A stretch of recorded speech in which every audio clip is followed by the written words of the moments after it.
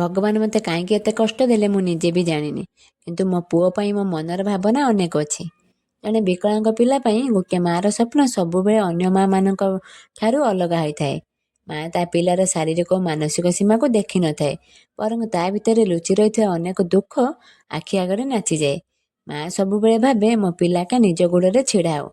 ପ୍ରତ୍ୟେକ ମାଆର ସ୍ୱପ୍ନ ଯେ ତା ପିଲା ଯେମିତି କାହା ଉପରେ ବୋଝ ନ ହେଉ, ସେ ତା ନିଜ କାମ ନିଜେ କରିପାରୁ ଆଉ ନିଜ ରୋଜଗାରରେ ମଧ୍ୟ ଚଳୁ।